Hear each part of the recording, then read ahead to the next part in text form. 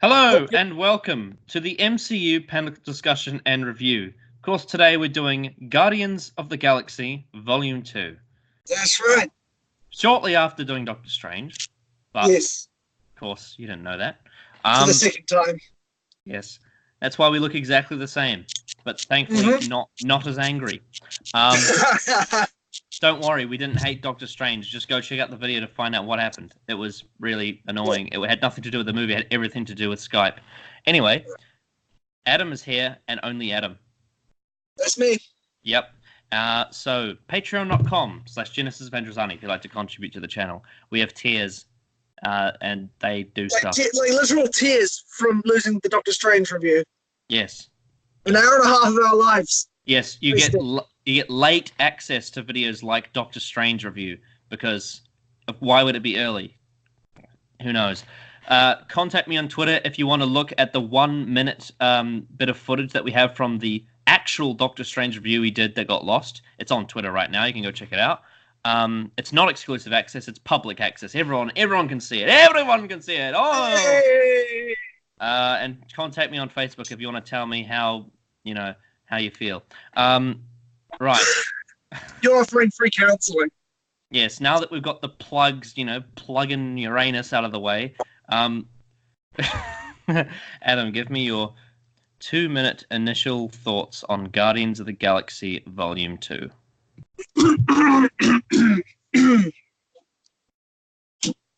So, I fucking adore this movie. Everything about it is set up and paid off. I talk about cinematic language a lot. This has it in spades. It has a theme which can like some of these films have themes that are quite serious and deal with hefty ideas. This one takes a very serious idea, that being of abusive relationships and ego. Not just the character as in The Living Planet, which is a fucking whack concept, and I love that alone, the planet with a face on it with the body of Kurt Russell unsolved. But the fact that it deals with these really serious topics in such an emotionally satisfying and creative way, where every character has an emotional arc of their own. We learn more about these characters, and they're so flawed, and it makes them so interesting, because it's not like, oh, they're flawed because they fucked up. No, it's they're flawed because of the way their surroundings have shaped them, and together as a unit, they become better people, because as they stand, they're not whole people. I love this film so much. And that's my 2-minute rant to begin. Well, this is going to be an interesting review. Yeah. Because even though I do think this film certainly has its moments, I didn't like it overall. I thought that might be the case. I was completely lost throughout most of it. I was so confused. It was very, very weird. That's the one word I would use, is weird. And of course there are individual moments in the film we'll get into when we get into some of the characters. But when I got to the end of it, I was so just like, what the fuck did I just watch? It felt nothing like the first film at all. It was really, really, really, really, like the tone was really all over the place for me. But at the same time, there's like aspects of this film that I absolutely love as well. So I don't know. Like, this is going to be one of the hardest ones for me to review, because I don't know how I feel. Interesting. I've got this general like negative emotion towards it, but I can also look at it and be like, I like this, I like this, I like this, I like this. So yeah, and I'm baffled as to what I really think about Guardians 2. And there's not really much more to say to that, because I think we should get into the specifics. Let's do it. Yes. Of course, we start with Peter Quill, aka Star-Lord. You begin, Adam. So, and where do I start? Okay. First and foremost, Chris Pratt is an incredibly charismatic lead character. But what I love about Star-Lord is he is a complete piss take of the, the sort of typical macho, womanizing lead character. Like, take his character from Jurassic World, whatever the fuck his name is. He's this guy who just, he stands there and bulges his muscle and he flirts with the women.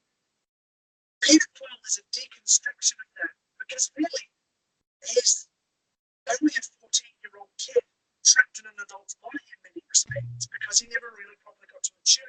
The way he was matured and grown and shown love was through Yondu abusing him, basically. But not he did it in the terms of survival, but that really messed Peter Quill up emotionally. So he's an emotionally flawed character because, he thinks he knows what love is, and he really wants to be in love with Gamora. But I think this is a very deliberate choice on James Gunn's part. What prevents him from being the hero he wants to be or thinks he is, or to be the romantic partner that he wants to be for Gamora, is ego. And I don't mean in terms of like Tony Stark, where he's this arrogant braggadocio. He's unaware of his ego, and that makes him such a flawed and interesting character, because they're not saying him being an immature prick to everyone is a good thing. They're saying it's preventing him from becoming a really well-rounded person. And that's something I really love about Star-Lord, because we get hints of that in the first one, and in this one they really evolve that. And that's one of the main themes of the film, is getting the fact that they're all incomplete people because they have very specific flaws brought by their surroundings. Okay. Yep. That's true. And it's interesting because a lot of his emotional weight from the first film came from his mother, whereas this one focuses on his father in a very different way. And I think the two scenes that stick, or three, I'd say three scenes that stick out for me the most for him in this film are, firstly, the scene with him and Gamora in the forest. That's one of them. The other one is when his dad teaches him how to do these things, like make this energy with his hands, and then they start playing catch. I know, it's wonderful. And then, of course, the big fucking plot twist when he finds out that his dad gave his mum cancer. That was insane. I almost jumped out of my bed when that happened. I was like, what the fuck is wrong with this guy? And you can sum up what's right with him in one word. It's his name. Ego. Yeah. It's brilliant. Yeah. Yeah, for Star-Lord, this was a really messed up film for him. Like he got a big, I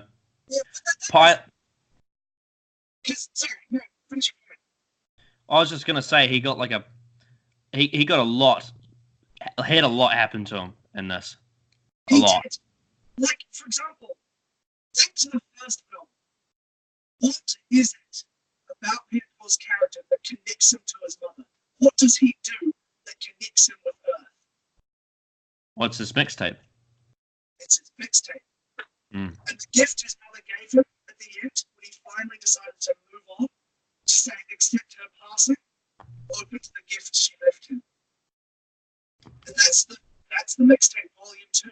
The tape, which is in the Walkman she gave him, which is his only connection left to his mother. And what does Ego do to both those things at the same time? He destroys them. And the fact, like, this line where he says, you should have killed my mom and squished me. Yes, it's a funny line, but like most of the comedic stuff in this film, there's two layers to everything in this film. There's the joke that, that's a funny way of saying things, and it's all squished. But that music is a big defining point of his character. It's the only way he can feel himself connected to his mother. And Ego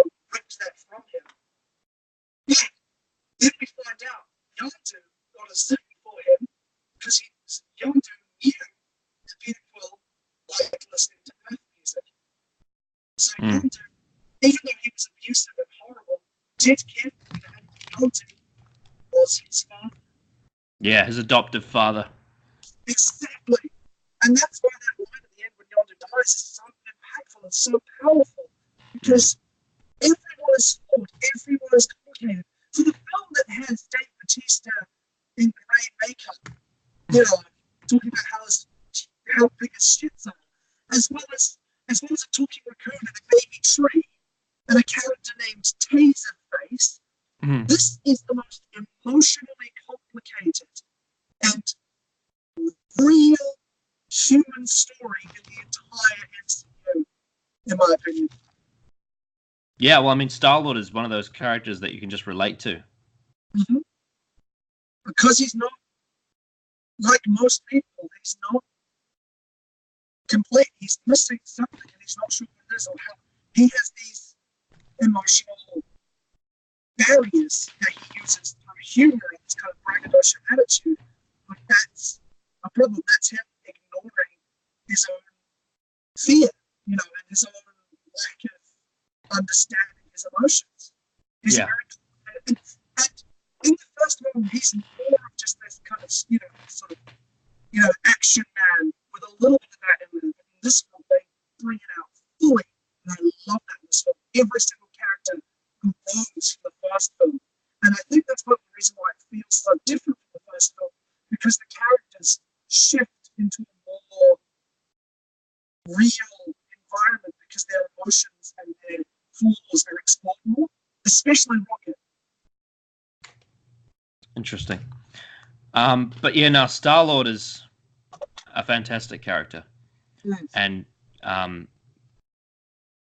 Chris Pratt is the perfect choice for him. Absolutely. And the fact that we get to see we get a story about not only his shitty real father, but also his bittersweet, abusive, but also lovely stepfather. Yeah, it's complicated, and that's what makes it so lovely. Is Yondu was a loving father to him, but he was abusive, and there's no two ways about that, and that makes it such an interesting dynamic. Yeah, and that's why Peter Quill at the end when he's talking about he didn't have a talking car, but he had a flying arrow, and that's pretty cool too. You know, there's layers to everything, and the love and the emotion and the loss feels so real. Like I watched the Howard Stark death scene in Civil War. I'm like, oh, that's pretty brutal. The Ravager funeral, it gets me every time. I just become a flood of emotions because I become so invested in these characters. Yondu as well. He broke his moral code to protect Peter from his actual abusive father, like his real life father, who's just going to use him as a puppet, basically. And that's what I absolutely love. So when the Ravagers and Sylvester Stallone realize this, because Rocket is the one who says, "Look, he saved this kid's life. He did this based on moral grounds as opposed to the Ravager code. He deserves the proper Ravager sentence." And then he gets one whilst Fathers and Sons is playing, and all these things are coming to a head. All these characters making realizations about themselves. And it's the only MCU film where I feel so perfectly narratively satisfied by the end of it because of how complex these characters are. Right. Anything we want to say about Star-Lord before we move on? I think I've said my piece. Okay. Well, actually, I was going to move on to the next one that I have on the list, but seeing as you brought him up a lot, and seeing as I've sort of got it on my mind, why don't we talk about Rocket? Yes, he's an unlikable twat in this film because, like a lot of people who have come from a place of, again, this idea of abuse, he has these walls up, which are to push people away. Because Yondu himself is the same thing. That's why he shares that gifted spirit of Rocket. He's come from a spiteful. We don't know his origin. We just know chances are someone took a raccoon from Earth, experimented on him, and fucked him up, basically. And he's the only one of his kind. And that's why, in the beginning, his laughter is so forced and he's so abrasive to everyone. Is because they're the only people who's ever felt like they actually cared for him. And that frightens him. He doesn't know how to process that, so he pushes them away. And his whole arc is amazing because by the end, he realizes what he's done and is going to try and move on from that. And that's why in Infinity War, when Peter Quill and Rocket are on the same side, they're cooking with each other, but they're on the same level. That's so satisfying to see that they've actually moved on and matured together as friends who need each other. It's Rocket's up. The fucking animated raccoon with the Brooklyn accent has an amazing story on it as well.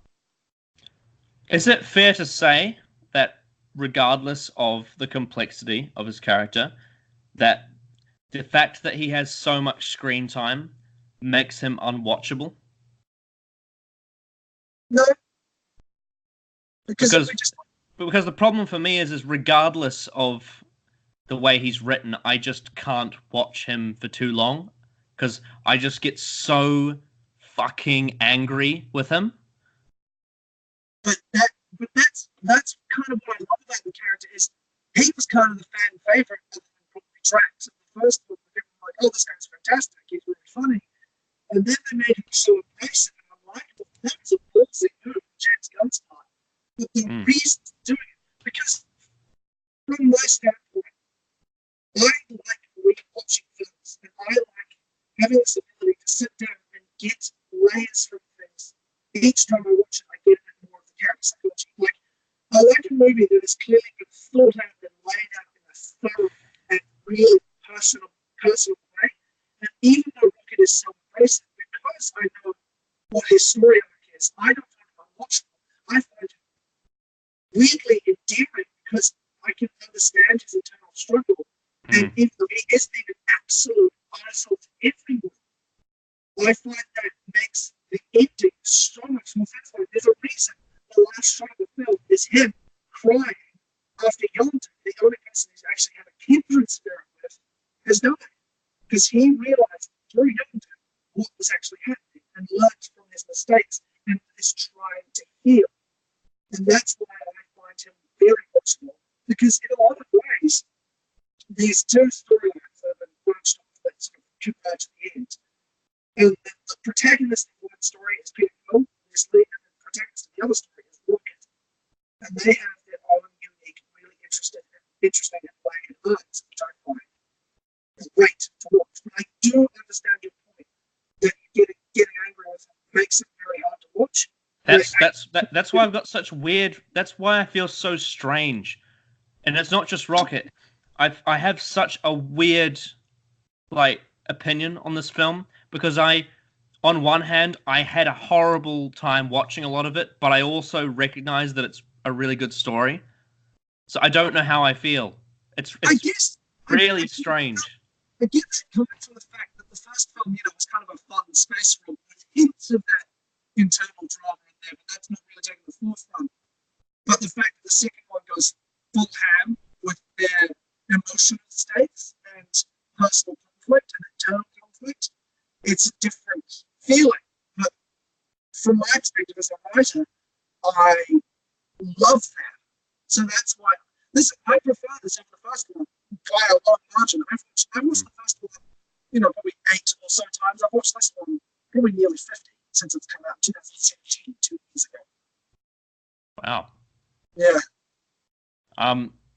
Because one thing that was weird about this film is that in the first one was building to the group coming together, whereas this one literally threw them all apart.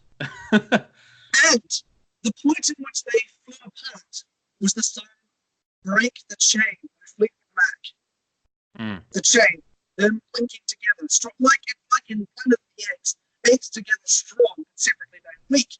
And that's the whole point, is you don't break the chain. And they literally split off into 2 different groups. And they become weaker once they get over their emotional states and come together. They're able to confront ego, which I know it's a stupid point, but it's brilliant. And the whole thing's about ego, and they're basing a character literally called Ego. Yeah, see, because this is the problem is that for me, when I was watching the film, when Rocket was crying at the end, I couldn't care less. I was just like, oh yeah, I don't like you, so bye. But that's fair enough. But the thing is, this whole film is about healing and forgiveness and moving on from abuse. And when we get to Nebula and Gamora, I'll have things to say about that as well. Interesting. But with Rocket, he's realizing what he's done, and he's trying to grow. He's trying to get better, which I think is just a wonderful thing that they address the fact that in the first film he's a dick, but he's kind of, it's played off as kind of funny. Whereas in this one, they're like, no, him being a dick is a damaging thing. And then they do a whole thing. The fact that this big blockbuster confronts these ideas, I just so respect James Gunn for doing. And I get why you don't care when Rocket had that arc, but from my perspective, I just absolutely love that growth. Because if he just remains sort of quippy, fun raccoon, I would have been bored by him by the time he came to Infinity. Well, I didn't like him as quippy, fun raccoon anyway, so yeah. So I didn't like that side of him either.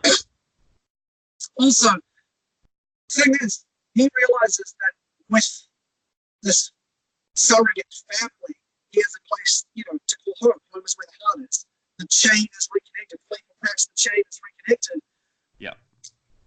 But who's the last Guardian alive at the end of Infinity War? I don't remember. Rocket. Right. He's the only one left, except for Nebula, who has a very similar arc. Right. Interesting. Ugh. See, the thing is that whenever the Rocket part of the story came on, like, I instantly lost interest. Because Rocket with the others is, I find, far more interesting than Rocket by himself. Like, when he's by himself, it's just like, it's like Captain America in First Avenger. I don't care. But then when he's with like Tony Stark and Falcon and Black Widow, that's when I get interested, and Bucky as well. But just in First Avenger with non-Winter Soldier Bucky, I just didn't care about him, and I feel like Rocket's in the same category. It's just like, I don't care about you when you're by yourself, so I'm not invested. That's fair enough. That is absolutely fair enough. But I come from the perspective of liking the fact that this film didn't take the easy route. Well, I don't think it should have taken the easy route either. I just, personally, I don't like him. That's fair enough, and I think that's kind of the point. You're not supposed to. I know, and that's why I've got such weird feelings about this film. It's like, do I like it? Do I not? I don't know. It's very strange. Very strange. Do we want to move on to the next character? Go for it. Well, I think I might reroute myself back to a more positive topic because I think I should balance out this review with some, I'll talk about my favorite part of this film, Drax the Destroyer. And he was my favorite part about the first one too. He is just the funniest character ever. He's so good. Dave Bautista, because as professional wrestling fans, we know Dave Bautista is a charismatic guy and he can be funny. But we never knew how funny he can be before Guardians. He just revealed your darkest secret. You must be so embarrassed. Lines like, I don't need a weapon. It hurts. What do you mean it hurts? Sensitive nipples. Oh, my nipples! And then, like, when he tells Mantis that she's ugly. But even that, even though it's a joke, there's a whole element of, compassion and heart, and there's a texture to that. So even though it's really funny, there's, like, that scene when Mantis reaches out and touches him, he's got a deadpan face on, she's got bawling her eyes out. We realize he's a very funny character, but he's just as broken as the rest of them. Yeah.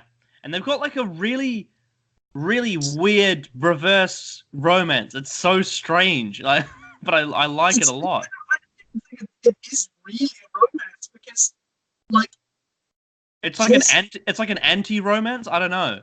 because I view it as Drax is still in love with his dead wife. Oh So yeah, of course. So he just doesn't. Well, he has that scene where he, explains about how still she was. Yeah. And that whole bit, and it just, it's, yeah.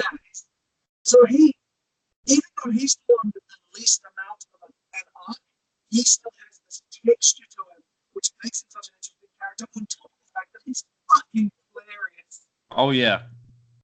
Oh, I love him. I love Drax. Fucking massive turds or whatever he said. Famously human turds.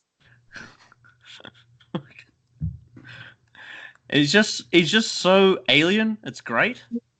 Yeah. But I guess that's kind of the charm of Guardians, is how alien it really is. Yeah, I mean, the bad guy, again, is a planet with a face of it. Yeah. And a bunch of conceited golden people who view themselves as perfection and get really snarky with one another when one of them makes a slight mistake. Yeah. Also, before I forget, I just want to ask, unless I missed something, Thanos isn't in this film, is he? No, he's not. They talk about him a lot, but he's not in it. Right. Yeah, because that was one of my biggest disappointments. Is I wanted to see more Thanos, but he's not in it. Yeah. But then again, we did see in one of the post-credit scenes, we saw him get the glove, so it's like we don't really need to see him. Yeah, because that Avengers 2 post-credit scene is really, really good, because even though it's essentially the same thing as the first Avengers post-credit scene, we realize now, oh, he's moving. His story is done. Whilst all this other stuff in the universe is going on, he's making his move. Yeah, well, I mean, Guardians of the Galaxy 1 taking place in Phase 2 adds to that. Yeah. Well, the whole thing of Ronan complaining to Thanos, and Thanos is like, your politics war, because Thanos has a bigger plan in mind. Drax though. Just trying to remember anything else.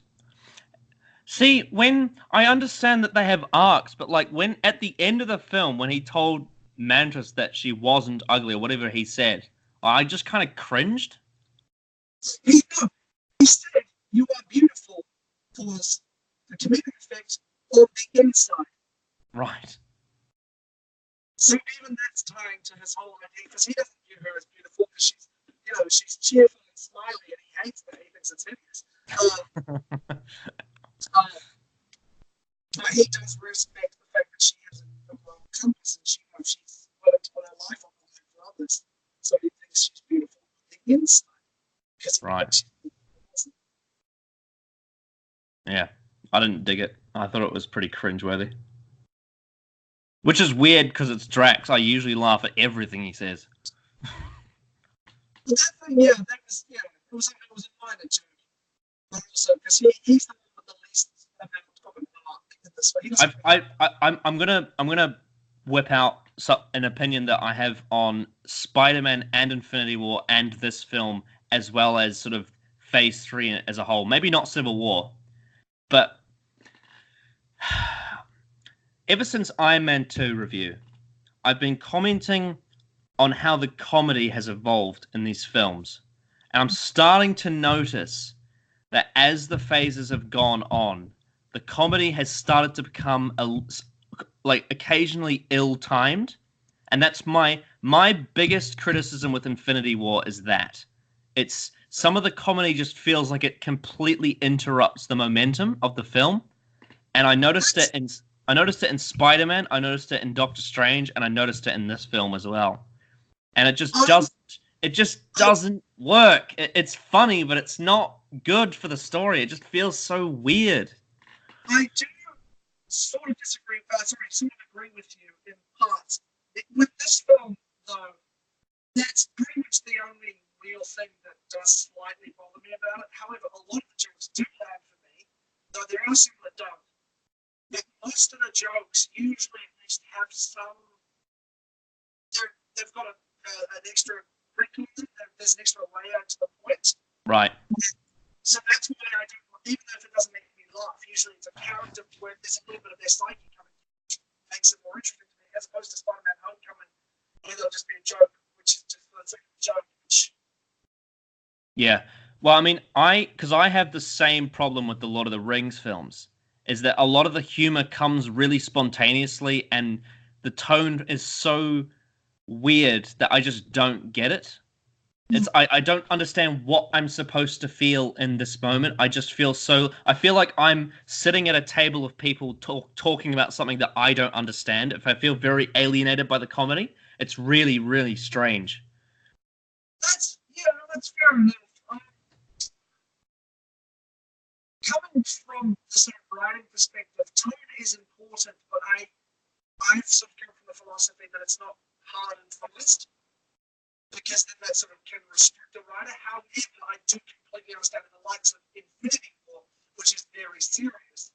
When it's outside of the Guardian subplot, it feels really weird. Yeah.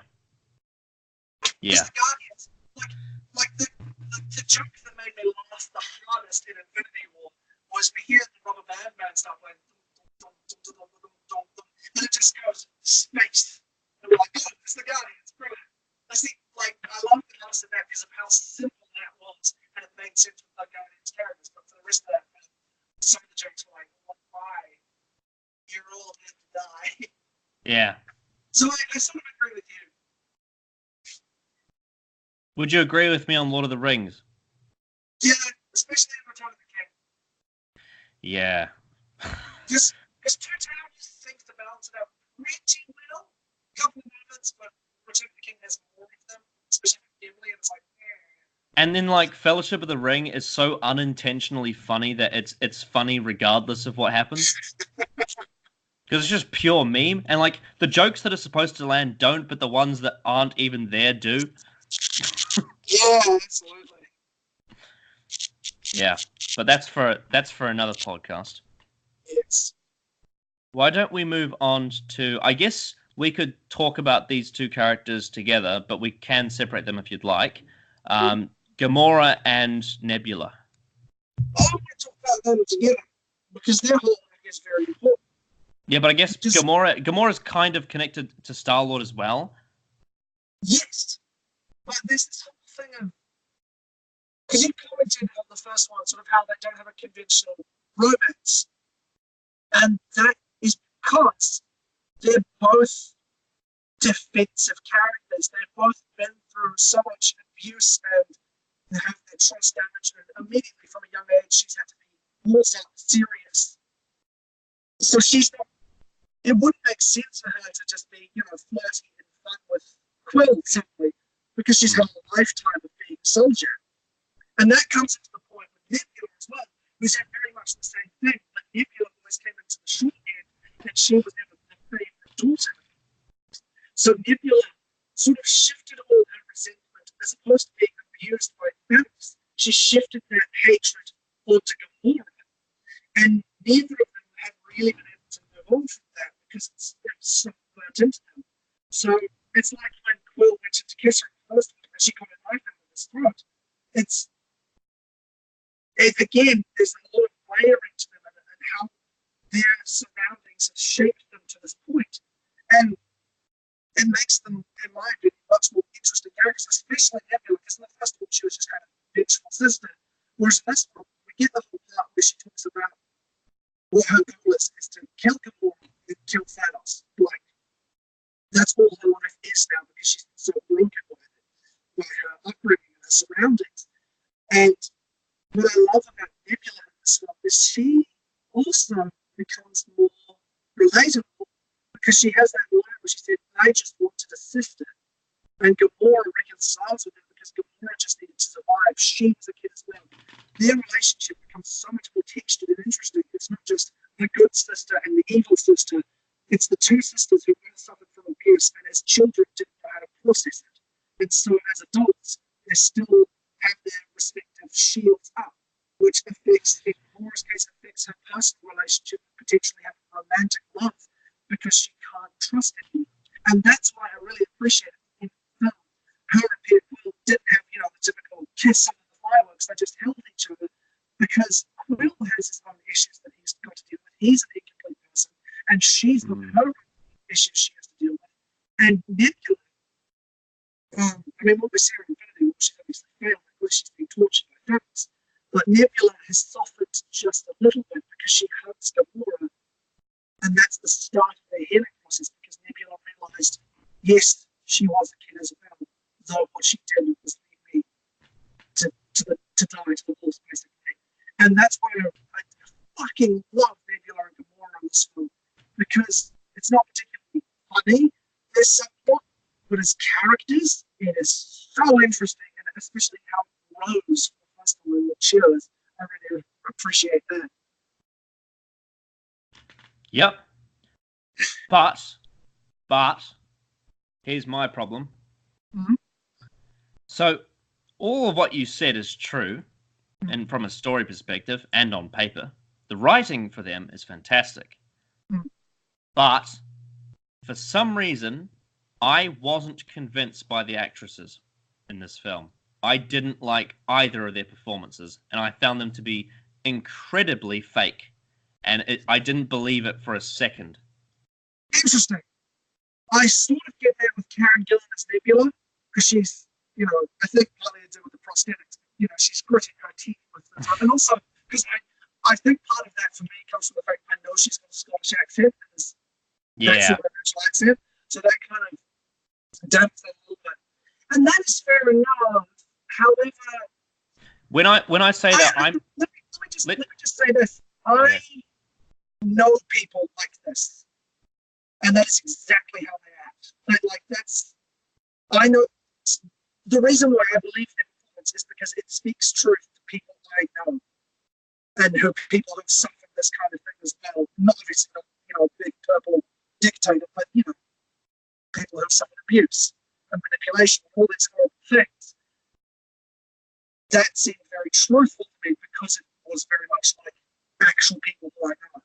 So from a personal perspective, however, I can't see where you're coming from with it. It definitely, to me, felt melodramatic.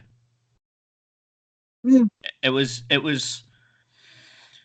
I'm trying to think of the best words to use. It was just so childlike. The way there was. I know, and this is the problem. Is this again? I'm going back to what I was saying before about Rocket. It's something that's very realistic, but it makes me feel like I'm not enjoying what I'm watching. But it is something that is actually very realistic, and I'm just like I'm trying to process in my head as I'm watching. I'm like, I don't enjoy this, but it makes sense. And it reminds me of like when you watch like End of Time, when you're like, this makes sense, but I don't enjoy it. It's very strange. I was so puzzled. I'm like, this is a really good story, but I just don't like watching it. It's so painful. It's the actors are being childish. Rocket's being a annoying little bastard. Like I just.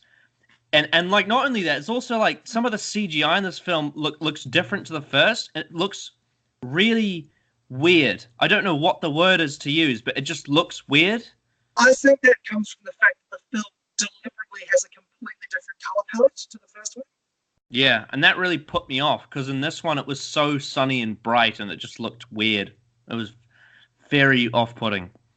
It looked almost, too artificial and serene on Ego's planet, partly because that what he was going, that's Ego. Again, I get why. Again, it comes down to the same point of not enjoying it, but from the filmmaker's perspective, that's kind of what they were getting at. I know, and that's just like I'm just like, how do I feel? I don't understand what's going on in my brain. And don't you kind of appreciate the fact that it's somewhat blockbuster did that? Yes, but I also didn't enjoy it.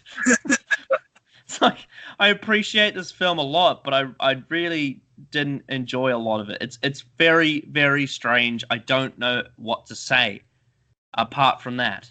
It was just so weird. Like not just like the comedy, the story, the melodrama, the realistic characters, but they don't look realistic. They're really alien, but it's it's so bizarre. It's really bizarre. It's going to be hard to come up with like an overall rating for this film because I just don't know what I feel like. Like if I go based on my like if I think about it like unbiased and I think okay, well let's think about like the story points and the character development. Like, it would be really high up, like near where Guardians 1 is. But then if I think about how much I enjoy it, it would be like right down there with like First Avenger and Iron Man 2. It's like I don't know what to do here. I'm so confused. Brilliant. Good. Bloody hell.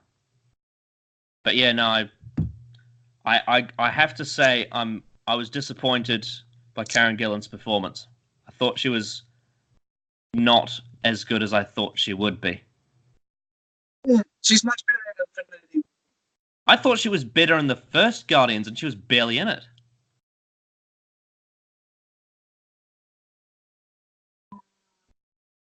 I'd have to disagree there. I'm not saying I don't mean, and when I say better, I don't mean as a character. I mean as an actress specifically. No, I again, I'm going to have to disagree. I think she's better in this one than she is in the first one. What would your reasoning for that be? Again, it comes down to, even though she speaks very stoic and still to gritted teeth, that's exactly what she did in the first film. But because the character is written more real in this one, her performance, it spoke more truth to me because I know people like that. Right. Be interesting when we get to reviewing like the Amy Pond stuff, because I have similar issues with Amy Pond with Karen Gillan when she gets in that same type of... God, the divorce subplot is fucking awesome. I don't mean just Asylum of the Daleks. I mean, there's a lot of episodes like that. Ones that she gets praised for that I just don't get, because I just don't think she's... I'm not trying to say she's necessarily like an overrated actress. I think she's good, but she just doesn't get there when with like the really emotional stuff. She's just so melodramatic and it feels fake. I can absolutely see that. But again, it's hard for me. Because the thing is, I know a few people who have issues with this kind of thing. And there are people who are more like Gamora, shields up, and there's more people who are more angry. And the anger is much more like it is in Guardians 2. And it just, yeah, I can completely see why it would feel melodramatic, but it does speak an element of truth to me, which is why I don't like the Anything else we want to say about Gamora? Because she obviously had her other bits and pieces with like Star-Lord and stuff. Well, yeah, I think I touched on the whole Star-Lord thing to begin with, the fact that neither of them are complete people, and that's why I appreciate that they didn't come together in the end, because that in itself would have devolved into an unhealthy relationship.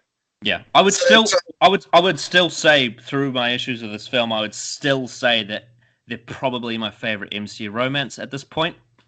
Well, because it's fucking real. That's why. With the Space Ninja and the kid from the 80s who got beamed up, it's the most real. Yeah. Yeah. That was very consistent. I feel like I'm going to get in trouble for the next one. I don't know. Because because I haven't seen these films and I haven't read reviews or watched videos on them, I don't know what people think of specific characters and things. So I mentioned how I really liked Groot in Guardians 1. I hate him in this one. I absolutely despise Baby Groot. I want to kill him. Absolutely, absolutely hate him. It's not my kind of humor. I know that's subjective, but I just don't like him. I find him so fucking unwatchable. And because he was part of the Rocket storyline, that just piled on top of the other stuff I wasn't enjoying. And it just ruined it for me. Anyway, that's my thoughts. That's fair enough.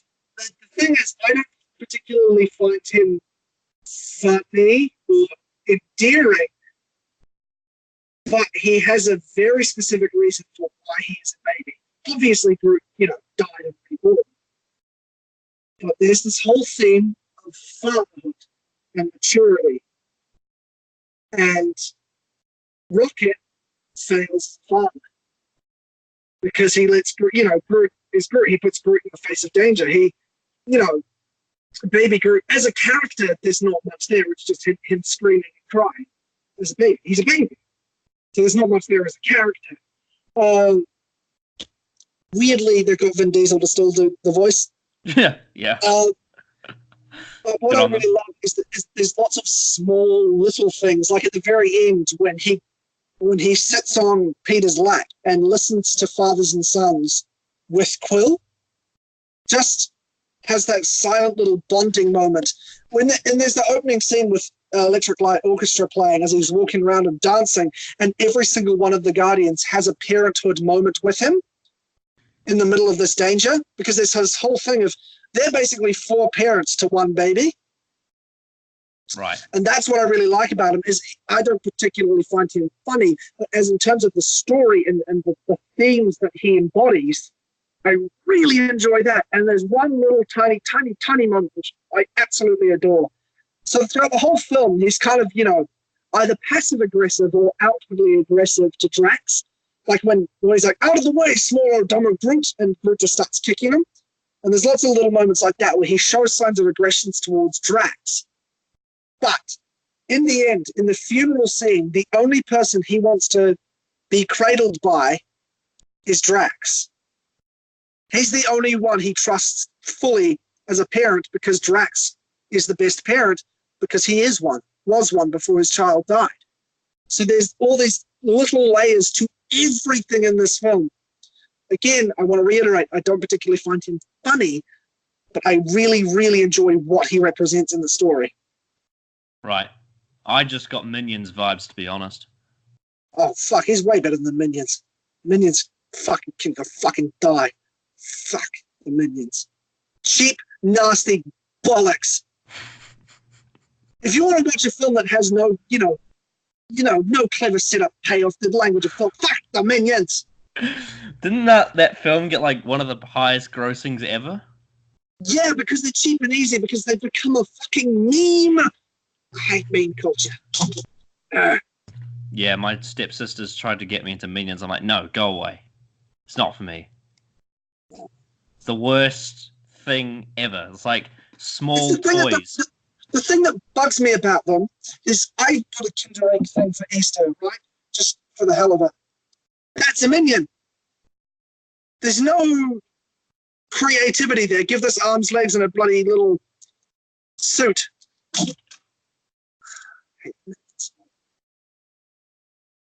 At least Baby Groot served a purpose. Sure. Didn't stop him from annoying me, though. Yeah, that's fair enough. Anyway, Yondu Udonta. So you've already talked about him, basically, because you did go on a bit of a tangent with Star-Lord. See, now, here's the problem with Yondu for me, is that he is a great character, and he is cool, and I do like him, but because he's part of the Rocket and Baby Groot shit, he's lumped in with the storyline that I didn't care about, so I didn't invest in him until he was out of it. So I yanked him out of there, and I was like, yep, now I can get invested. Oh, and then he's dead. I'm like, well, that was sad, but, But basically, all of my investment for him came from the first film. I'll say that. So I was, to an extent, I was affected. I was affected by his death at the end, but it's because of the first film and not this one. Interesting, because I didn't give a shit about him in the first film. He was just a cool side character. This one, the script made him so much more complicated. And the reason why I really love the Rocket and Yondu subplot is because of that scene where they talk about, how they're connected and reckless, drive people where they love because they feel empty on the inside. They don't. Everyone's about that emotional growth and the barriers people bring up from their surroundings and what's happened to them, how that affects their psychology. And Yondu also has one of my favorite scenes in the film, which is when when Jay and the Americans come a little bit closer, you're my kind of man, so big and so strong, da, da, da, da, da. Whilst all those bodies are flying down in slow motion, and whilst Rocket and Yondu and Baby Groot just walk in slow motion, whilst the arrow spins around and does its like.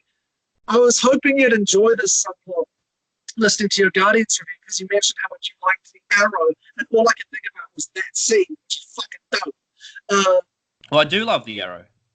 Yeah. So did you like that scene when he wiped out that whole ship of guys? Yes. Yes. And also, what I love about Yondu in this film is that he's again a complex character because he broke the Ravager's code in terms of don't deal with kids. He was capable of the ego, he was incredibly powerful. He saved Quill from that and ran away from Ego once he realized what Ego was actually doing. And what his surrogate family was his crew. They all got fucking murdered. So he was alone. Rocket was separated from his surrogate family, and all they had was these parallels that they didn't fully realize in each other until after the sort of end of the second act, just before they went into the final battle. And in the end, Rocket was the one who facilitated Yondu to be able to save his surrogate son's life in Quill. He may have been your father, boy, but he wasn't your daddy. Yeah. That's the whole point of Yondu's character. That line was fantastic. Yeah. And the fact that in 2017 you could have said the word daddy and it not be laughed at. It was to show the power in of a film that is predominantly comedy as well. Yeah. And that's what I love about Yondu, is he's, and like the whole Sylvester Stallone thing. Sylvester Stallone is a surrogate father to him. And he says, get the fuck out of here. I'm ashamed of you. And once Yondu does this noble thing and dies, and everyone realizes, because of what Rocket sent out to everyone, the rest of the Ravagers realize what Yondu had done. They give him the proper Ravager send-off, the proper funeral, where his ashes are turned into sparkly fireworks, and everyone shoots off their own fireworks from all their individual ships. And from a world-building perspective, I just love to quickly see these different Ravager crews, and Sylvester Stallone's character saying, I can't remember what it was, but something along the lines of, someone said, he did good, Captain. He said, yes, he did. Yes, he did. No, right here, he said, he didn't let us down. He said, no, we did not. No, we did not. That line just, fathers and sons, surrogate families. The family, not the family you necessarily choose, but the family you grow with as opposed to your biological family. So I assume when we were talking about father-son stuff with Anthony, this is the film that you were talking about. Absolutely, this is the film. Interesting. So he probably loves this one then. Yeah, unless he was referring to Civil War with the whole Howard Stark thing, which is also... Oh, probably both. Probably both.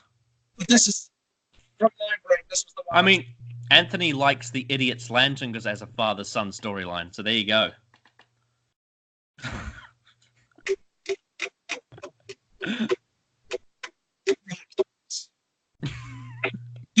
Yondu, he's kind of heart and soul of this film in many ways. The fact that he was just kind of, a wacky side character in the first one, played by a really Michael Look is a very bizarre actor because he's, Harry Potter, a serial killer, The Walking Dead, but he's just a really weird dude in real life.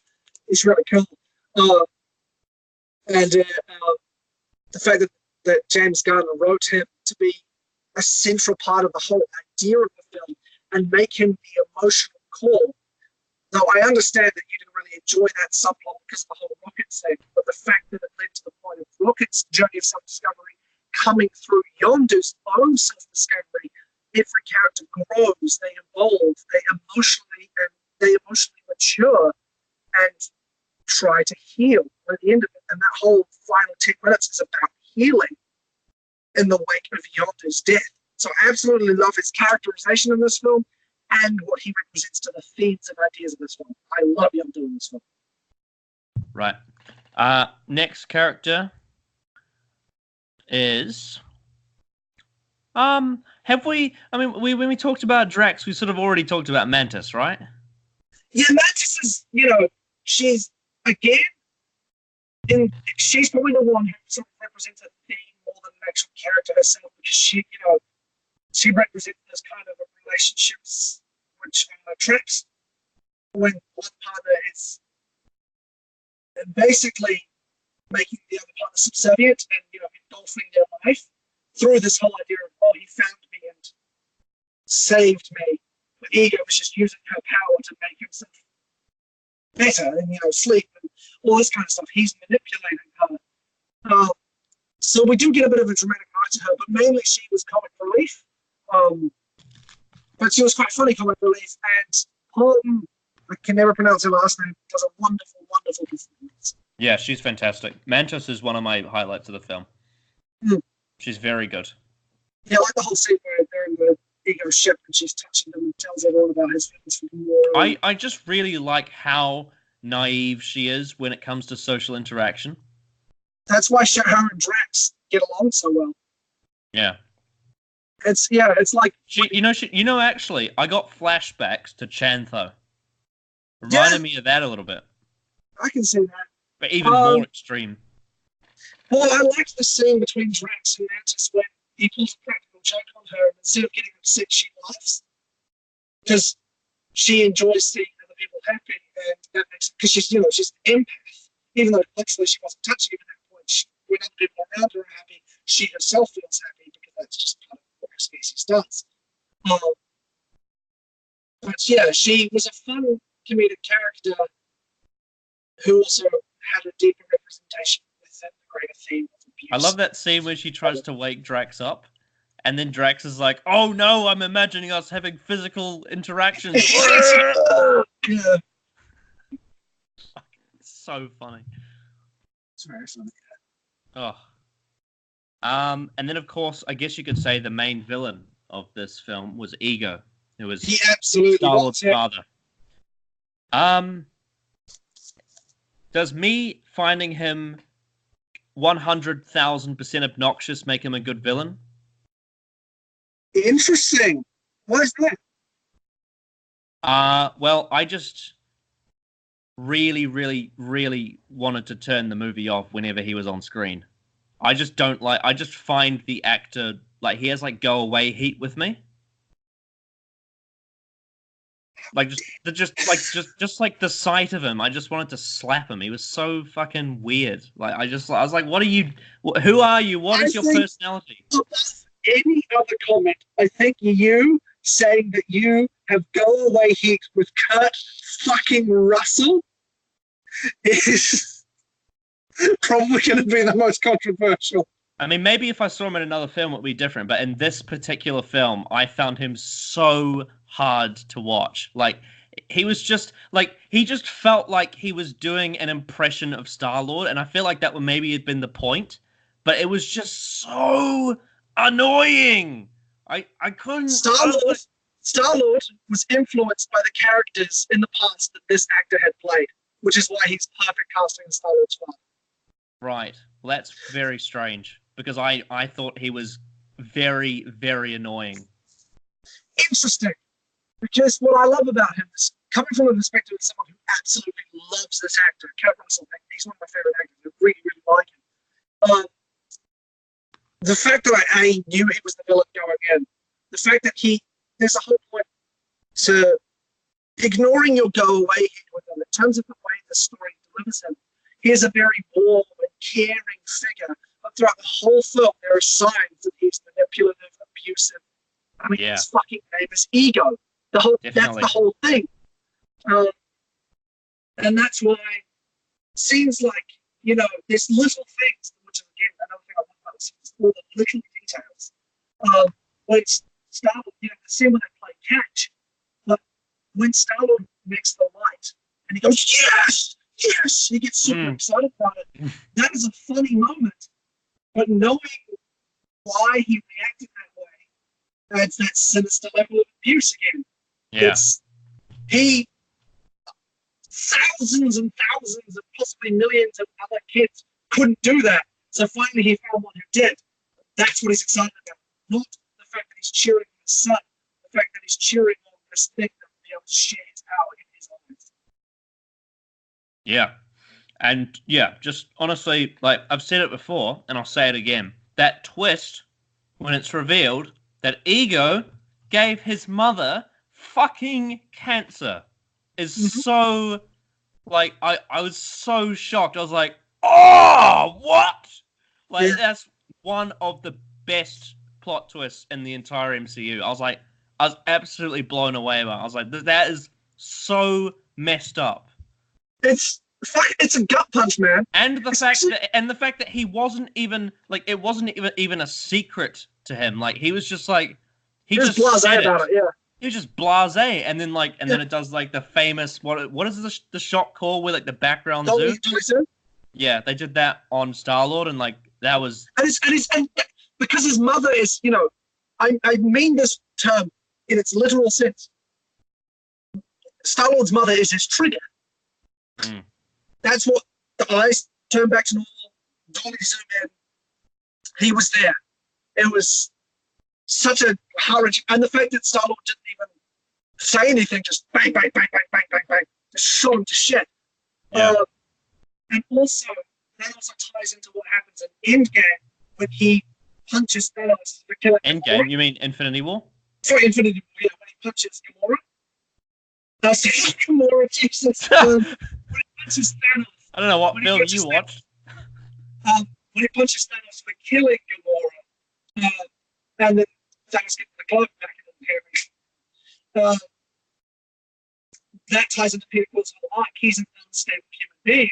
And that, the fact that his father, the thing he'd been searching for his whole life, was responsible for the death of his mother, fucked him up. And the fact that,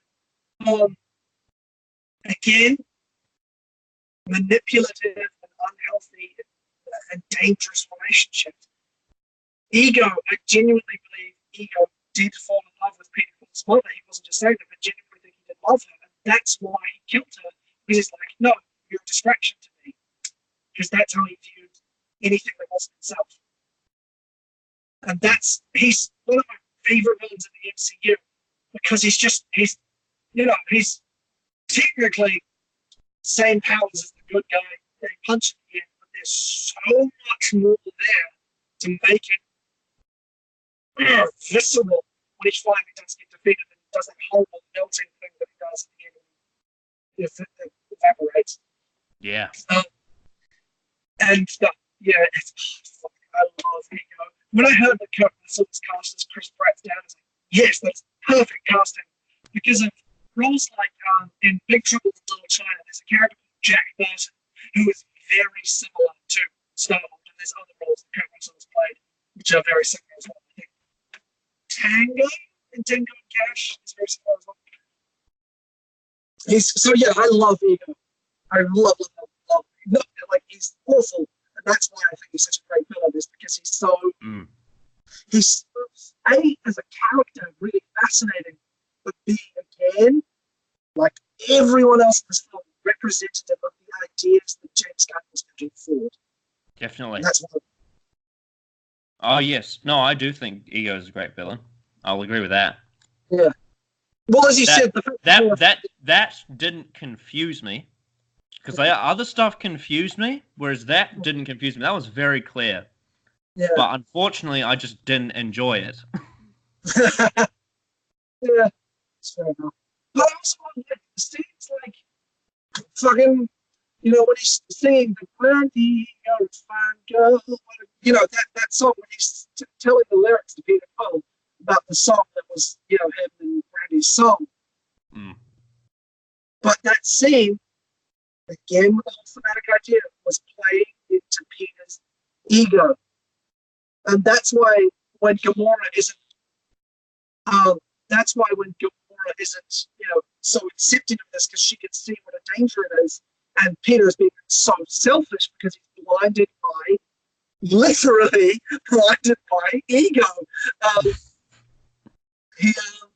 He's like, no, you just can't handle it. It would get 0 ratings. I don't know what Cheers is. He's himself becoming a danger to those around him because he is blinded by ego, and that's why I love this film, is because all the thematic ideas are presented in such a weirdly truthful way, as presented by weird space gods and talking raccoons. Yes. And that's why I love it. It's a perfect blending of the wacky show I love as well as something that's really grounded and serious, and he uses the language of cinema to get that point across. Yep. Anything else to say about Ego before we move on to the next character? I envy his glorious beard. I believe Aisha was she was the main, was she the main like god of the golden character? She was the leader of the song. Right. So, again, I don't know if this is controversial or not, but I just didn't care about them at all. They're the comic relief villains. They're secondary villains. I don't think you're really supposed to care about them until there's a post-credit scene where they're going to introduce a character called Adam Warlock, and he's a whole thing in the comics. But they were played for comedy. They are comic relief villains. Ego is the real villain. Right. That's interesting you say that, because I don't think I laughed at anything with them. That's fair enough. I did laugh at a couple little moments. The fact, like, this is more just a world-building thing that I appreciated, which made me chuckle. It wasn't necessarily an actual joke. The fact that they're being pursued by all those little microships, and then from the golden people's perspective, it's like they're playing in an arcade.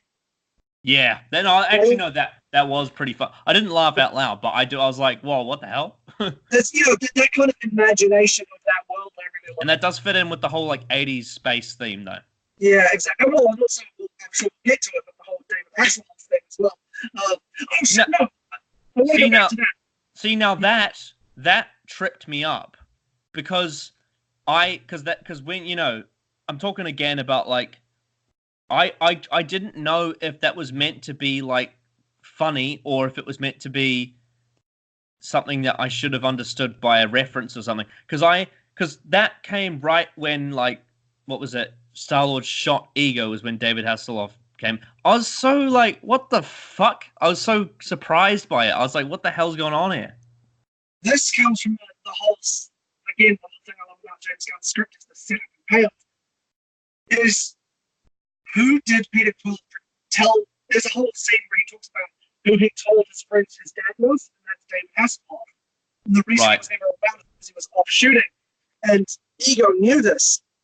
And so when he presented it, again, everything sort of has double layers to it. It is a joke to see, like, oh shit, there's David Hasselhoff in the middle of this massive summer blockbuster. That's fucking weird. But also the whole idea that Ego was using the form of this fiction, not the fictional person, but, this actor that Peter didn't actually know, who he used to represent his father. And that comes, again, from this whole not knowing how to psychologically deal with these kind of, abandonment and all these different things that's going on.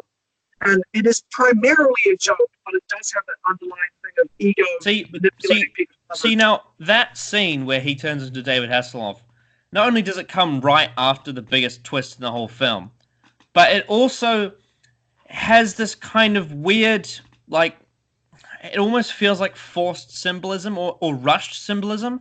It reminds me of an Iron Man 3, like when he blows up the suits. It's just like, it feels like the director is trying to tell the audience a certain story, but it just doesn't, like, I just don't get it. It's so bizarre. I think, because the whole thing about, Sato Hasselhoff, that's a joke as well. The fact that Peter Quill, again, it's also the 80s iconography. Peter attaches himself to this 80s idea of what Earth was. He is a 14-year-old kid in the 80s stuck in outer space in modern day. And that's why I didn't mind that. I thought, it's primarily a joke, but the symbolism, it's not symbolism first, it's a joke first and symbolism second. It's not. It is on the nose, but its purpose isn't to tell you this is Ego manipulating people further. It's to make you go, what the fuck? That's funny, weird, even though it may not necessarily work as a joke. Yeah, but it just felt like it came. It just felt like it came at the wrong time. And that's a fair enough complaint. However, because its purpose is as a joke, but it also has the secondary.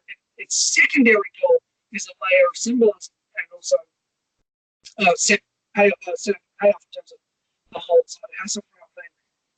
That's why I don't like it. Also in this theater, I was like, what the fuck? Because watching this, I was so in love with this film by the time this one around, and then that happened. I was like, of course, no other franchise can do that because it didn't take me out of the film because I was so aware of the idea of what it was going for in terms of the themes.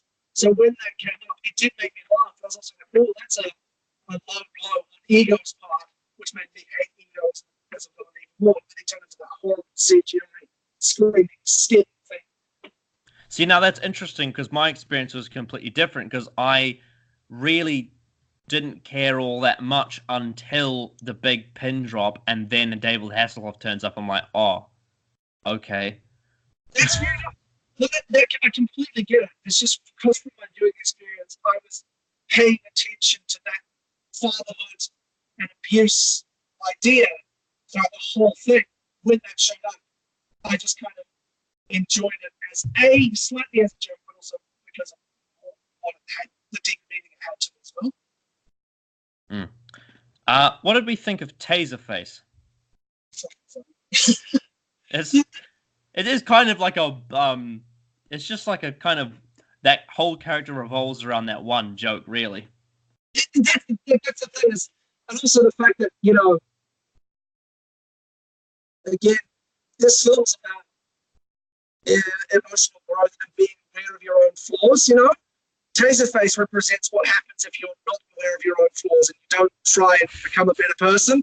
Taserface is just like, Iron Taserface! And he's just so, over the top and stupid, and Rocket makes fun of that. But again, also by tying into Rocket's character being a douchebag. And then there's that little moment where Taserface is like, once you get to Ego, or wherever it is, you tell them who sent you. What's your name? Taserface. And then the lady snickers. And then he blows up. It's just, it's such a small, he's only in it for 15 minutes, but I really enjoy his stupid little story. It just makes me feel like it's like that's the gamer tag for someone from the early Xbox days or something. It's like, my name is Taserface123. It's that kind of emotional immaturity thing, and it makes it really funny. Yeah. But you can't say much about Taserface beyond that, because that's all he is. His makeup was cool. I like the makeup. Yeah. Kraglin. I love Kraglin in this film. Kraglin is the one member of the Ravager's crew who was still loyal to Yondu, who sold him out in the end. He said, it's like the rest of us don't much matter. That guy, the really skinny guy, who in the Ravager's funeral. I'll look him up. I can't remember. He's the one who got the fin in the end with the whistle. I'll know when I see him. Oh, right. Yeah, that guy. And he's a character who also in the first film was, he was just a funny side character. But in this one... See, I don't even remember him from the first one. He's barely in it. He's just Yondu's number one guy. He doesn't do or say much, just other than a couple of jokes and action scenes. But what I love is Peter Quill's eulogy about how cool his father was. Kraglin was kind of Peter's surrogate brother growing up. They were both under the command of Yondu. So Yondu was Kraglin's father as well. So seeing Kraglin made a mistake himself, everyone had an arc. Kraglin realized, oh, no, you're not being loyal to the rest of us. You're letting, it's like you're showing favoritism to Quill, sibling rivalry. It's just something I read into, and I'm not sure how much of that is actually intentional, but that's what I got from it. And then he realizes that was a mistake because all the people loyal to Yondu got sucked into space. Like Scottish guy from Sons of Anarchy, when he got put into the airlock and sucked out and just went to slow motion, he started freezing over and blood popped in his eye vessels and it was just hideous and gross. And then Kraglin, in the end, he comes back and saves them, helps Baby Groot, Rocket, and Yondu escape, and gets to Ego's planet. And his moment when he starts screaming with just unbridled joy, yes!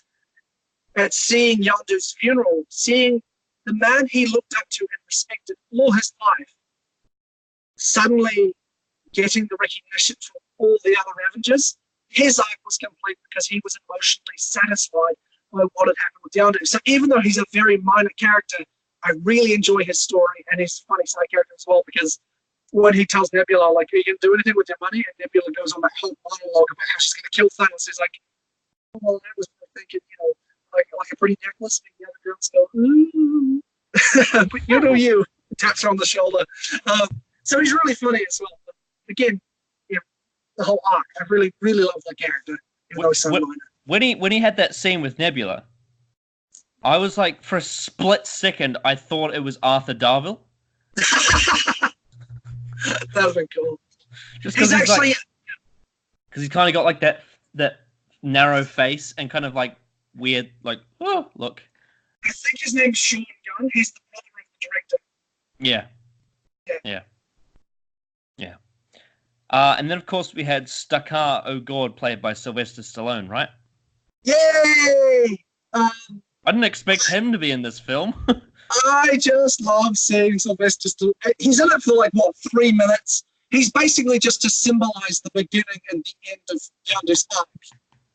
With Yondu's surrogate father, disrespecting him and then getting the respect at the end. There's not much more to it.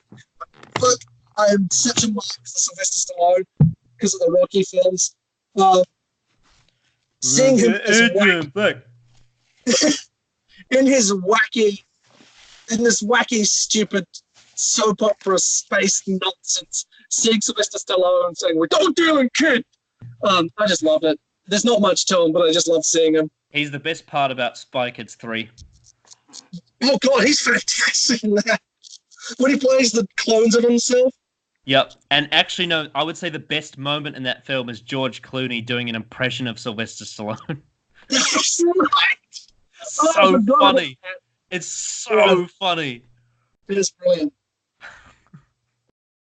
What a self-indulgent piece of garbage that film is, and it looks terrible. And at the end, they get all the villains and side characters from the previous films.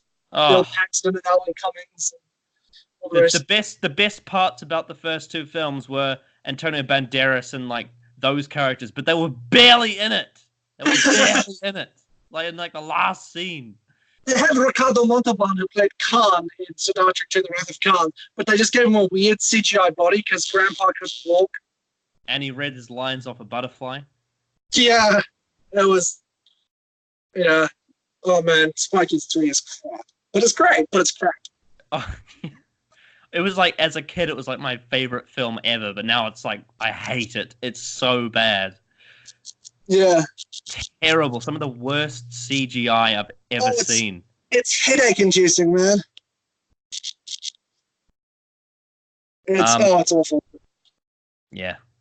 It's if you want to watch it in 3D, you have to buy the old glasses as well, the red and blue, and it just gives you a headache. Just watch Sharkboy and Lava Girl. It's a better version of that same film. Okay, then. If you say so. I'm pretty sure all the films from that era of the fucking 3D shit, they're all terrible. But yeah, Sylvester Stallone, yeah, delight to see. Any other side characters we want to discuss? Oh God, there's going to be someone I'm going to forget. Why don't we get yes, someone you probably didn't notice. But in the end credits, I'm not sure how far through you watched the end credits. I watched all the scenes that were in the mid and end. There was 5 of them. Yeah, well, in the segment of the credits where there's a whole bunch of people dancing in the little circles, Jeff Goldblum is in there. And I really appreciate that. Right. And then, of course, we had Stan Lee's cameo as well. Oh, yes! So, alright, bit of explaining to do. Those big bull fuckers he was with, they're called the Watchers. And they basically sort of surrogate narrators in a lot of Marvel comics. They observe the stories and sort of interject now and then, and sometimes they're involved in the stories and whatnot. But the point of that being is there was, for a long, long time online, there was this fan theory that Stan Lee popping up in all these films was one of the Watchers observing this universe as it was going. And this theory confirms it because he references his cameo in Civil War, which I really appreciated. That's fantastic. It's brilliant, yeah. So he's actually just some sort of space god. Yeah, this is one of his best cameos. It's so funny. Yeah, it's great. And the fact that he reappears in the end as well, like after the credits. Yeah, you all bugger off and leave him behind. Okay. And yeah, the plot of Guardians 2. Again, I don't know. It's good, but it's so what do I say? What do I say? Oh. It's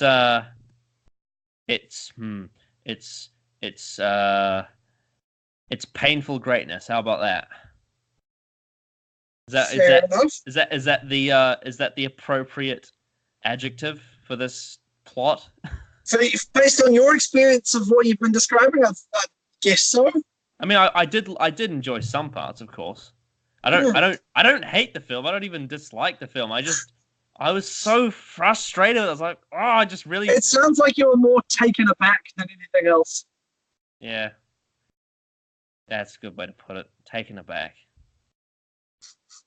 It really rubbed me the wrong way. I was like, I really, really think that deep down this is quite a good story, but it's just not my cup of tea. That's fair enough. This, for me, story-wise, and just as it's film in general, this is the only MCU film that feels like the writer-director, this was his film 100%. I would say so.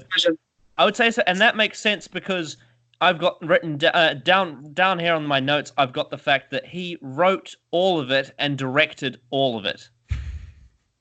Which is why I was gutted when they fired him from the third one, but thankfully they've rehired him. And God, DC, they've tracked me again. I was excited for Suicide Squad the first time, then it turned out to be garbage. He's directing the sequel and writing it, so it might be good, but I don't want to go see it in case I just get burnt again. What if it's shitty again? Oh, I'm so conflicted. You just look like you just created like a scar in your eye there. I'm angry, man. Suicide Squad makes me real angry.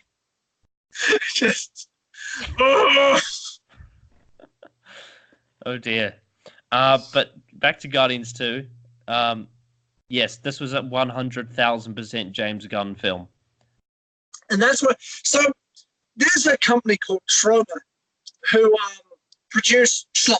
That's the best way to put it. They would themselves say schlock. Slight tangent. The guy who owns the whole thing, Lloyd Kaufman, was lifelong friends with Stan Lee. And at one Armageddon Expo, I spent the whole day just chatting to him about schlock films, and he gave a man of mine a free copy of a film that Trey Parker and Matt Stone did, the guys who created South Park. But James Gunn started with this company by writing a film called Romeo and Juliet, which is a modern take on Romeo and Juliet. And even though that film is deliberately schlock, it's confrontational, it's gross. You can see some of the brilliance of James Gunn in terms of his setup and payoff and layers to a script, even though it is schlock first. You can see the beginnings of that. He knows how to use cinematic language. He knows how to make a film. And I'm one who I like strange and unique voices in film. And the fact that a multi-million-dollar blockbuster, this guy was given carte blanche to do whatever the fuck he wanted, and he made a dramatic story about dealing with the effects of neglect, abuse, and manipulation. I fucking respect him to no end for that. It is such a good film.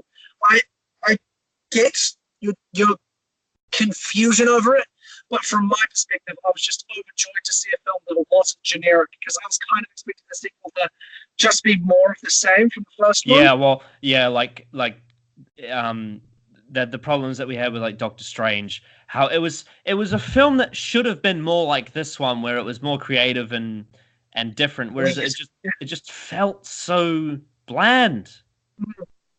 I don't think you could call this one bland, though. No, it definitely isn't, and that might be part of the problem.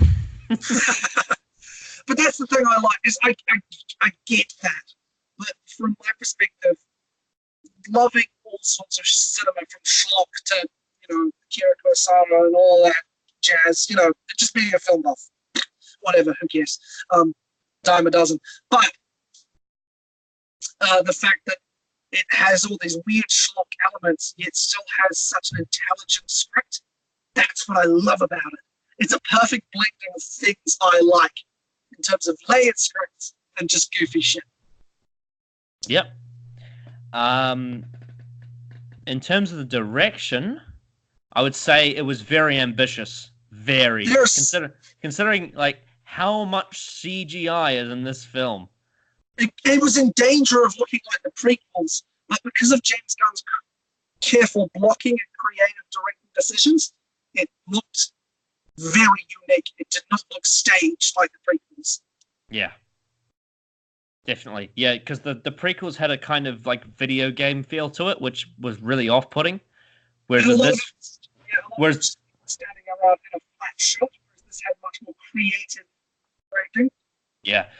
This had elements that would look sort of video game-esque, but they were convincing because of the way it was shot. Absolutely. Like this, hang on, I've got the DVD in here. I'll just quickly show this one frame in particular, which sort of exemplifies what I love about the simple beauty in a lot of the setups in this film. Just using the space and using how it works. Yeah, it's a very colourful film. Oh, yeah. And that's, absolutely. Where's it? Oh, damn it. But there's a shot where Mantis, Gamora, and Drax are walking back to Ego's rooms and stuff before Nebula attacks Gamora. And it's just a shot of them walking. It's like the Lion King when Timon, Pumbaa, and Simba are walking across the log and they're all in silhouette. It's like that. They're walking over the horizon. It just looks beautiful. And there's lots of directing like that I really, really like. Using the weird and goofy nature of the look to make very stylized decisions that aren't, like completely alien. They still feel somewhat grounded. Yeah, definitely. Yeah, that's something that I will compliment about this film is the look, the direction, the CGI. Parts of it looked very weird, but it was very well executed. Because the thing is, I agree that some of it doesn't necessarily look real. You can tell a lot of it's CGI. But the designs and color palette of it is so interesting. Very rich. It's very rich. Absolutely. Even though you can tell it's CGI, you're like, wow, this is gorgeous to look at. Yeah, the only part that I was a little bit like visually befuddled by was that when Nebula was chasing Gamora, that was the only part where I was like, oh, this looks a bit strange. No, just before that, do you remember the shot where Gamora is just sitting in silence by herself in that massive wide shot? No, I don't remember. Because I do agree with you, the direction gets kind of weird and funky when the ship starts crashing towards Gamora. But there's a shot just before that where she's sitting in silence and there's just these two sort of like pieces of plants, foliage, whatever. They're just sort of billowing in the wind and she's sitting there in silence and just gets her sword out and just cuts them in half. So she's sitting there in complete stillness. And it's just this beautiful sort of orangey yellow horizon contrasted with her green skin. And it just looks stunning. Absolutely stunning. Yeah, the version of this film that I watched was not particularly high res, so I didn't get the full blast of it.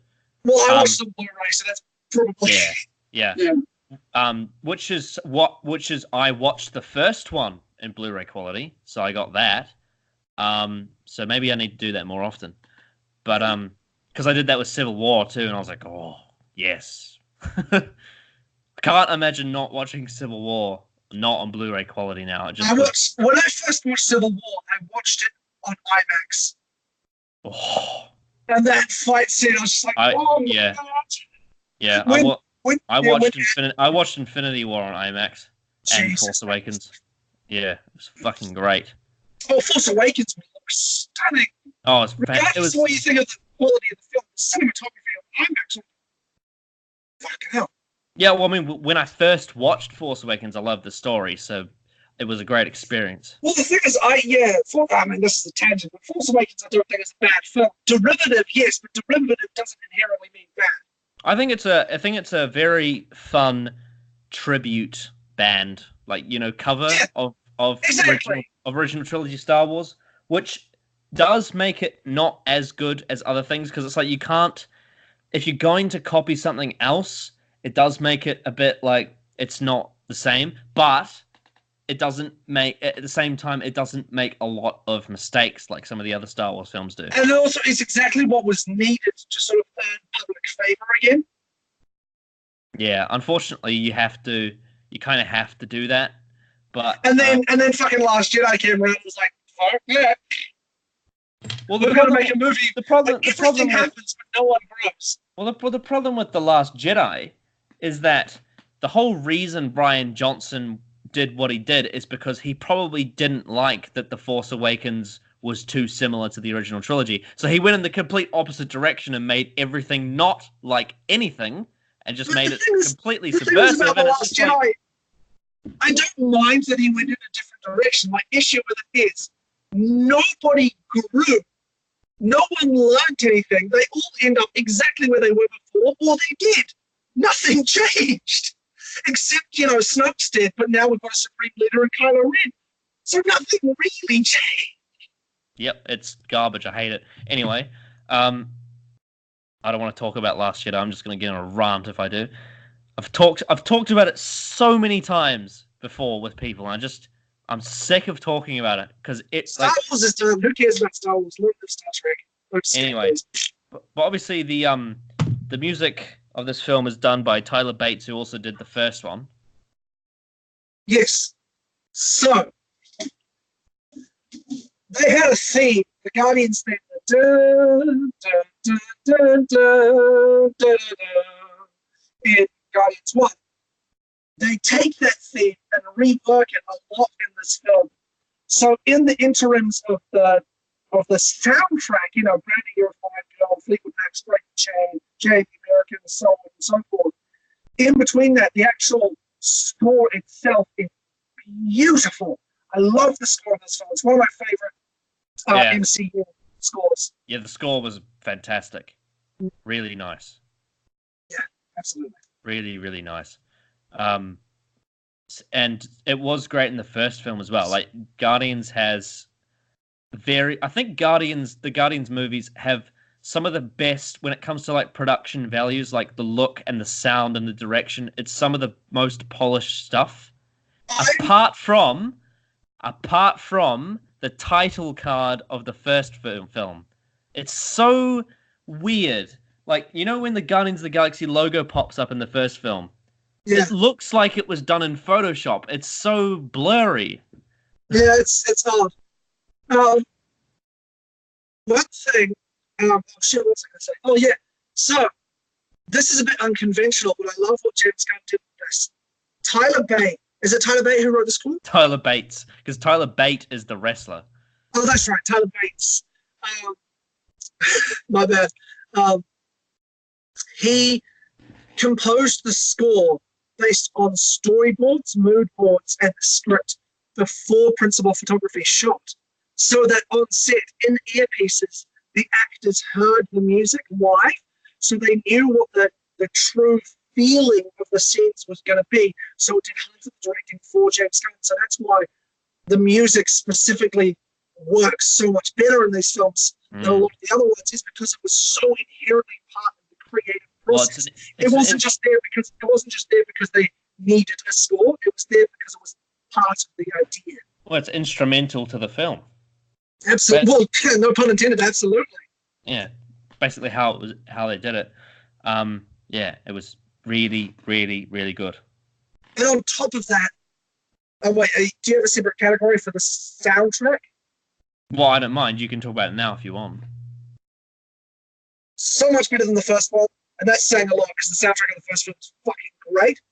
But the fact that every single song in this except maybe a couple of them which are just there for, there's the one which is Lakeshore Dive, I think it is, the one where Rocket's singing to himself as he ambushes all those Ravagers. And then also the "I'm a Little Bit Close," the Jack American song with the arrow scene. All the other songs serve a purpose narratively. Yes. Brandy, You're a Fine Girl connects Quill with his mother as well as Ego. And then, of course, there's Fathers and Sons, which I know is on the nose, but at that point, it's earned. It's so earned by that point. Yeah. And then there's other songs, Break the Chain, about the bond between them. Because normally I fucking hate in movies when characters are like, no, we're not friends, we're family. But this is the only film I have ever seen that did that, and I bought it. When Drax said it, because Drax is completely honest, and Drax accepts that the chain has remained intact, and that's another reason why I love this film, is it made me buy into one of my most hated tropes of blockbuster cinema, the forced family dynamic. This one earns it and makes it actually a powerful part of the film. Yes, I would agree with that, because yes, when they force family dynamics into films like this, it's just so cringeworthy. But it actually does kind of work with these guys because they do feel like a family. And that's the whole point of the film. Is families argue, families are flawed, families are people. They're just people, and that's what makes it great. Even though one of them's a raccoon in a tree, I know, but yeah. What about at the end of wait, I can't remember if it's at the end. I'm pretty sure it's at the end, but it's like at the end of Epic movie when they're like, we're a family now.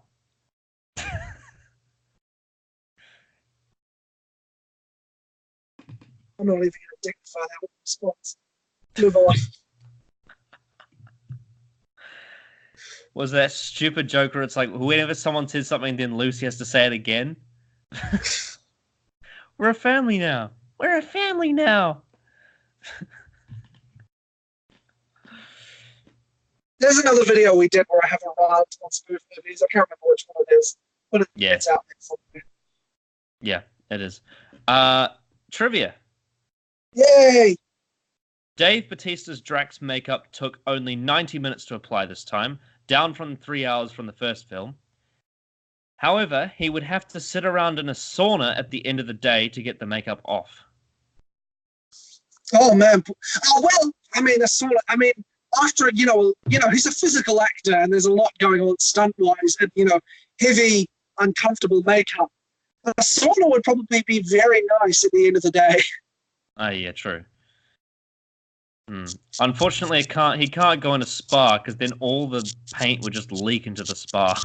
Yeah, that's true.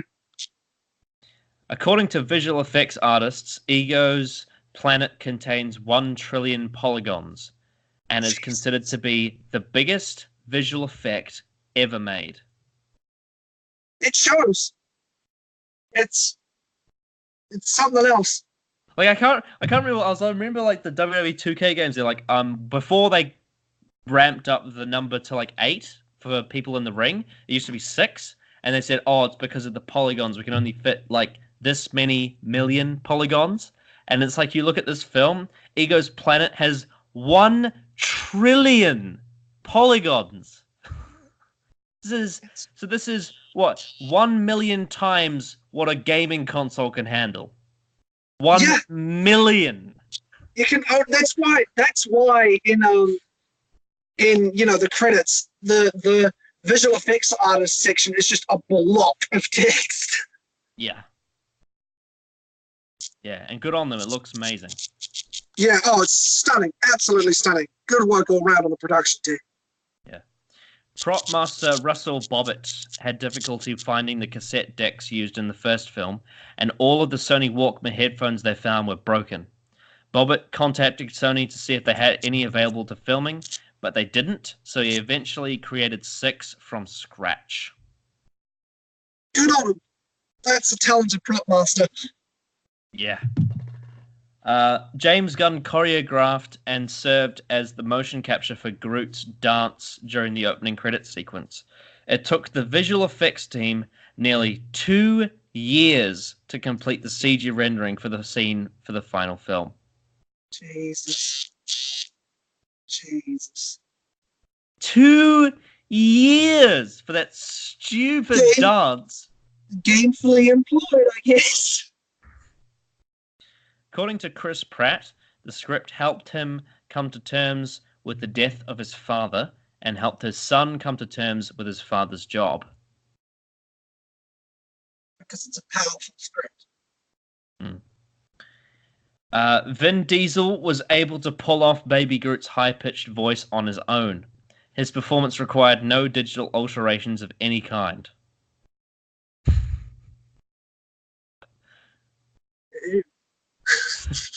The fact that he can do that.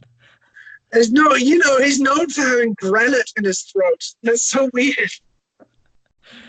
Bradley Cooper recorded his lines for Rocket while wearing a motion capture headpiece in the recording studio to perfectly synchronize Rocket's voice and facial expressions. In the first film, Cooper supplied only the voice.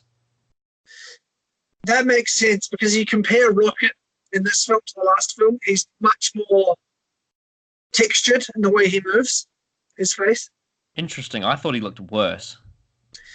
Well, I think it's because he is more animated. He weirdly looks a little bit less real, but he is more animated because he's got motion capture as opposed to visual effects artists taking an image and trying to replicate it. It was like, you know how motion capture works. I just felt like in this film his face looked so tired compared to the first one. Well, it's partly the point. He is supposed to be, knackered with life. I guess so. So it looked weird. It looked weird on a raccoon, though. It looked really weird on a raccoon. Because he is, even though it's raccoonized, the way he emotes is very human. So it does look strange. Yeah. But I'd rather that over another boring freaking Darcy side character or whatever. Oh yeah, true.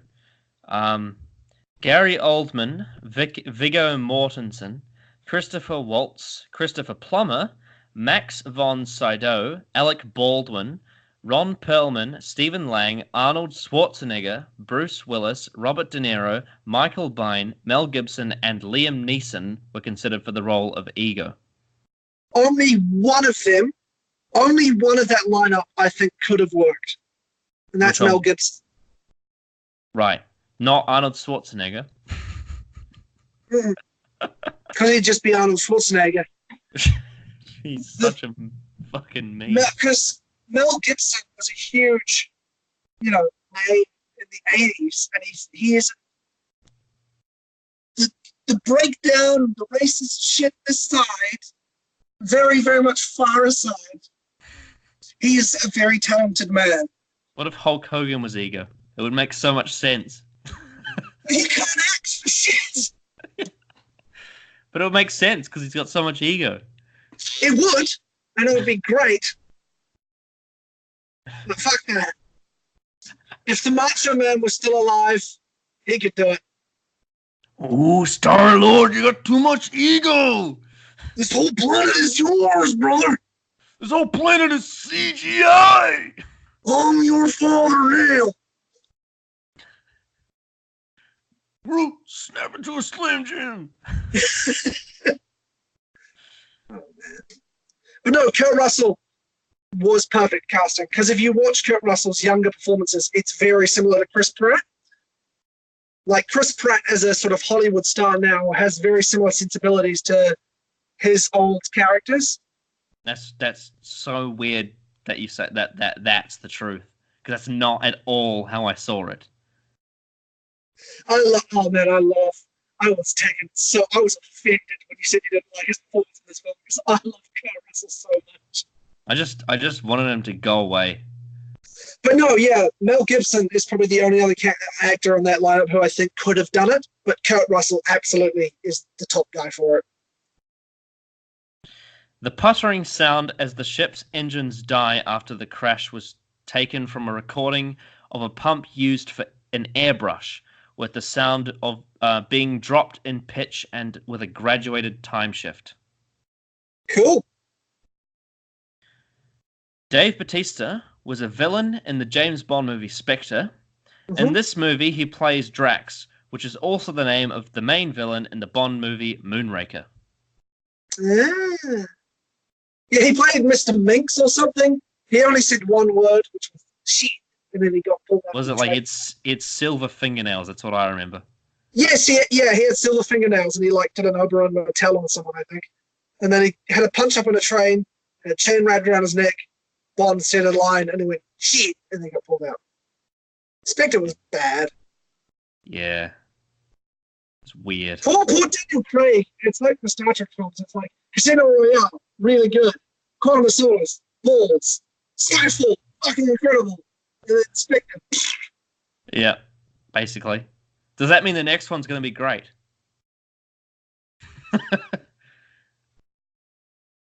You'd hope so. Let's see. Conclusion and rating out of 10 for Guardians 2. Weirdly, the most emotionally mature script in the entire MCU. It's a film I've gone back to more than any other in the franchise. I don't even, when I go down to sit down and watch it, I don't think of this as a part of the MCU. I think of this as a part of James Gunn's filmography. I adore this film. The fact that it takes such weird ideas and takes daring steps in terms of representation of such serious ideas in this big summer blockbuster. I know a lot of people didn't like it, but I absolutely adore it. I do have a couple of minor issues with it, but in terms of a blockbuster, this is as perfect a film as I could want in terms of what it does with its script and its direction and its characters, and questions what makes these characters who they are, and challenges the audience idea and perception of these characters. I absolutely adore it. And you've probably figured this out by now. It is the only one I will give a 10 out of 10 to. And I do not do that lightly, because, the other films are 9.5s for blockbusters, because I have a whole ranking thing in my head. The only reason I give this a 10 out of 10 is because I can watch it any time of the day. I can watch it no matter what the mood is, and it will make me cry at the end because of how affected I am by the script and how just honest this film feels when it has a talking fucking raccoon as one of the main characters. The goofiness and the realness brought together by James Gunn's beautiful writing, the incredible production, the great performances. I adore this film. So it wasn't Ant-Man and the Wasp then? That's what I thought it would be, your 10 out of 10. Oh no, we'll get to that when we get to it. I joke, of course. But no, interestingly, I managed to figure out in my head a couple of movies ago that it would be this one. And I don't know how I did that. But there was... I have a feeling probably based on my rankings of Doctor Who episodes and what I enjoy. No, it had nothing to do with that. It was purely based on all the conversations that were had throughout the MCU reviews. Oh, I see. Conversations I had with you and Anthony and Callum, I managed to figure out in my head. It was one of this and the next three. It was one of those four. And I thought in my head about the four of them, and I thought it could have been those four, but then I remembered very small details you said about the other three, about Spider-Man, about Ragnarok, and Black Panther, and I thought, even though it's the unlikeliest of the four, I think Guardians 2 is probably the one that you're going to give a 10 to out of those four. And I knew it wasn't Infinity War because you said it wasn't a Russo film. Yeah, did I? Oh, whoops, that was a slip. But no. Yeah, and I knew it wasn't Captain Marvel either. So it was either this or Ant-Man and the Wasp. And I knew it wasn't going to be Ant-Man and the Wasp because, but yeah, no, this was has to be the weird, like I said this about Iron Man 3, this has trumped it by 1,000 miles. This is the weirdest film in the MCU I've seen. It's so bizarre because it's a great story, but I don't enjoy watching it. I don't like most of the characters, but I do think that they have a great arc. I think that this is one of the best villains in the MCU, but also one of the ones that I enjoy the least. It's so frustrating. and I don't know what rating to give it. I'm so messed up by this film. But I think if I think about the positives and compare that to other films, I can say I loved Drax and Mantis. I love Star-Lord. I love the big pin drop, plot twist. And the death of what's his name? Was it Yondu? Yondu? Even though I wasn't invested in his character that much, I think that death really signified a big part in Star-Lord's character. The fact that he had two fathers and neither of them worked out for him is a really heart-wrenching thing. And overall, the Guardians franchise presents great creativity, great direction, great music, great CGI, and some really wacky, balmy characters. But unfortunately, I just can't share the same sentiment with this film because I just didn't. I just didn't like it that much. Probably give it a 7. I think I'll probably give it a 7 because I do think it's better than Doctor Strange. I'll say that. But yeah, I'll say it's like on par with Iron Man 1. How about that?